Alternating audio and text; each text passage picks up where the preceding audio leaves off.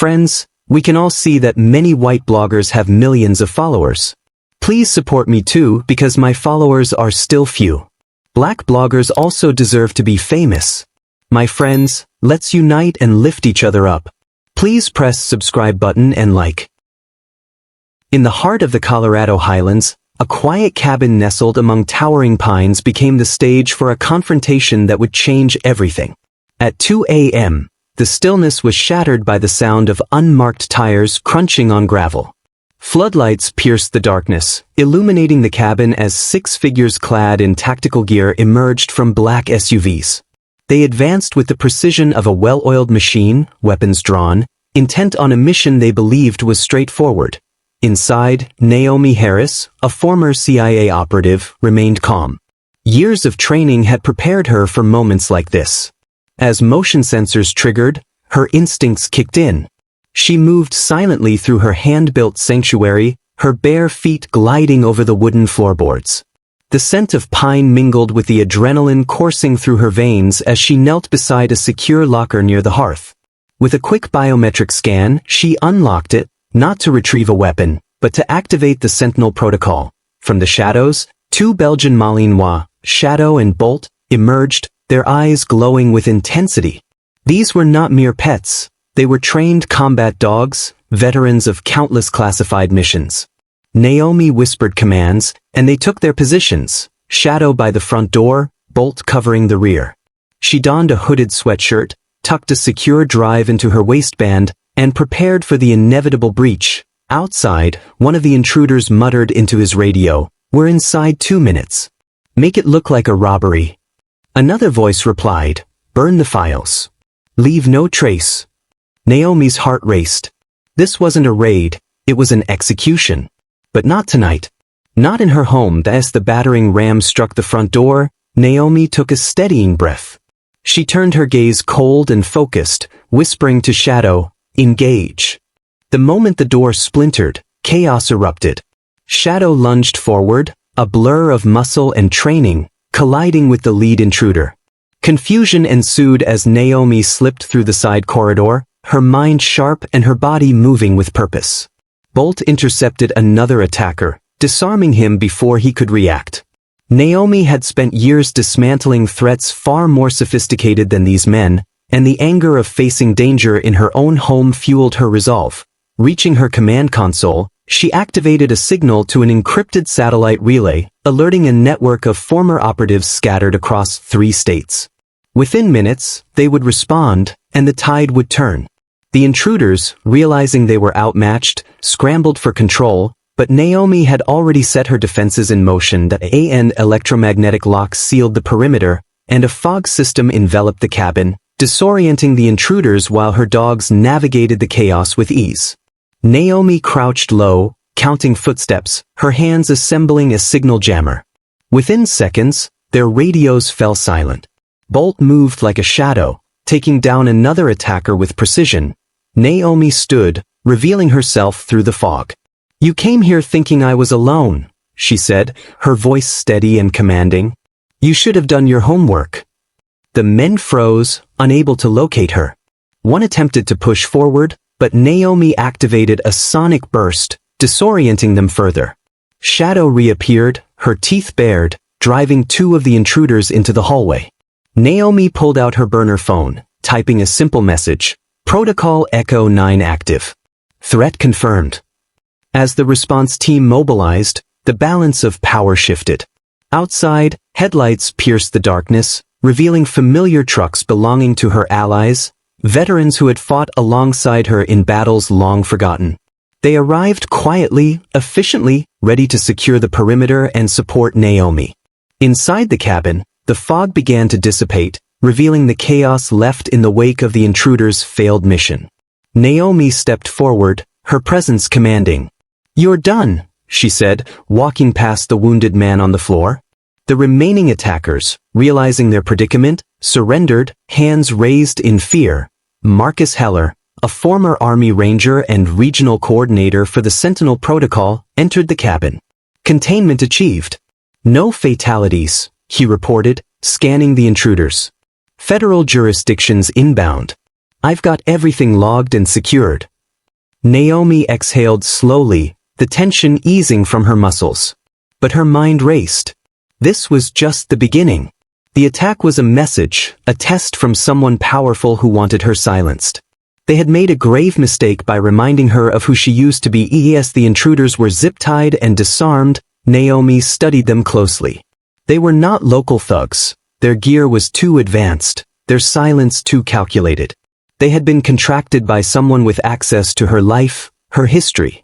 This was personal. Eyes on the sender, Naomi instructed Marcus, her voice unwavering. They didn't plan this in a vacuum. Marcus nodded, pulling out a hardened tablet. We're tracing their encrypted pings. One of them forgot to wipe his comms. Naomi crouched down, meeting the eyes of the man nursing his wrist. Do you want to spend the next 20 years in federal custody while your boss disappears your existence? Or do you want to walk out of this with your name and future intact? He hesitated, glancing at the camera recording everything. Naomi softened her tone. You were lied to. They don't care what happens to you. I need you to redirect. With a faint nod, he began to talk, revealing names and connections that painted a larger picture of corruption. Naomi recognized one name immediately, Calder McBride, a billionaire developer with a pristine public image but a dark underbelly. He had been acquiring land across the Rockies, and Naomi's sanctuary was in his sights. We go public, Naomi declared, her resolve hardening. We release everything, footage, names, files. We force them into the light. Marcus hesitated. That's a big move. It puts a target on your back. Then it's time they see me coming, Naomi replied, her determination unyielding. As dawn broke, the cabin transformed from a battleground into a command center. The intruders were handed over to federal agents, and Naomi's footage began circulating among independent journalists and veteran-run media outlets. Within hours, her name trended on social media, and the truth gained momentum. Naomi organized community meetings, connecting with others who had faced similar threats. A movement began to take shape, a front line against the powerful forces seeking to silence them. By the end of the week, Naomi's story was no longer just a headline, it was a rallying cry for justice. Standing before a crowd of nearly 200, Naomi spoke with conviction. They tried to erase me, but now we know. And now we're organized. That changes everything. As the crowd erupted in applause, Naomi felt clarity wash over her. She wasn't just defending her home, she was leading a charge against systemic abuse.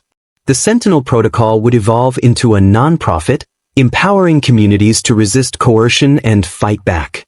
Later that night, as snow began to fall again, Naomi sat on her porch with Shadow and Bolt by her side. The storm wasn't coming, it was already here. But this time, she wasn't just surviving it. She was preparing to lead others through it.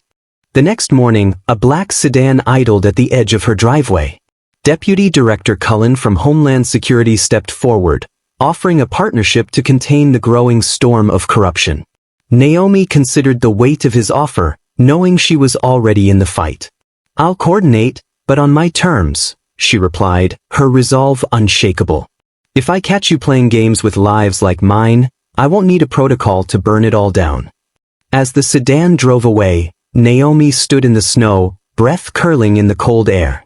This was just the beginning. She was ready to lead the charge against those who sought to silence her and others like her. The fight for justice had only just begun. As the days turned into weeks, Naomi's resolve only strengthened. The movement she had ignited began to gain traction, drawing in veterans, activists, and ordinary citizens who had faced similar threats. They shared their stories, their struggles, and their hopes for a future free from the shadows of corruption. Naomi organized training sessions, teaching community members how to document abuses, navigate legal systems, and protect their rights. The Sentinel Watch became a beacon of hope, a network of support for those who had felt powerless for too long. But as the movement grew, so did the threats against it. Naomi received anonymous messages warning her to back down, to stop digging into McBride's dealings. But she refused to be intimidated. Each threat only fueled her determination to expose the truth. One evening, as she reviewed footage from a recent community meeting, a knock echoed through her cabin. Naomi's heart raced. She glanced at Shadow and Bolt, who stood alert, sensing her tension. Cautiously, she approached the door, peering through the peephole. A familiar face greeted her, Marcus Heller, his expression serious. She opened the door, and he stepped inside, glancing around as if ensuring they were alone. Naomi, we need to talk, he said, his voice low. What's going on? She asked, sensing the urgency in his tone. McBride's people are getting desperate. They're trying to silence anyone who speaks out against him. We've received intel that they're planning something big. Naomi's stomach twisted. What do you mean? They're targeting key figures in the movement. Activists, journalists, even some of our own people. We need to tighten security and prepare for anything. Naomi nodded, her mind racing. We can't let them intimidate us. We need to go public with this information. Marcus hesitated. That could escalate things. We need to be strategic. Strategic? Naomi echoed, her voice rising. They're trying to erase us. We can't sit back and wait for them to make their move. Marcus took a deep breath, his eyes meeting hers.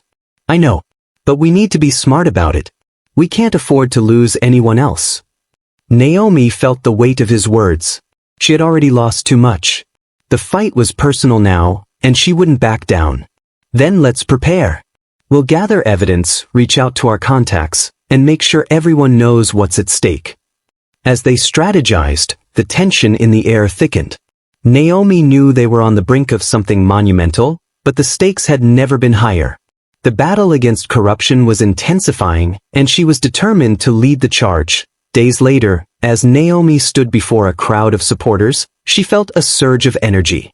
The room buzzed with anticipation, and she could see the determination in their eyes. They were ready to fight back. Today, we stand united against those who seek to silence us, she declared, her voice strong. We will not be intimidated. We will not back down. Together, we will expose the truth. The crowd erupted in cheers, their voices rising in solidarity. But as Naomi spoke, a sense of foreboding settled over her. She knew that the forces they were up against were powerful and ruthless. Just as she finished her speech, a commotion erupted at the back of the room. Naomi turned to see a group of men in dark suits pushing their way through the crowd, their expressions cold and menacing. Her heart raced as she recognized them, McBride's enforcers. Get down! Marcus shouted, pushing Naomi behind him as chaos erupted. The crowd surged, panic spreading like wildfire. Naomi's instincts kicked in, and she reached for her phone, ready to activate the emergency protocol. But before she could react, the men advanced, their intentions clear. This was no longer just a fight for justice. It was a battle for survival. And just like that, the stakes had escalated. The fight for justice had transformed into a fight for their lives. As the tension in the room reached a boiling point, Naomi knew that this was just the beginning of a much larger confrontation.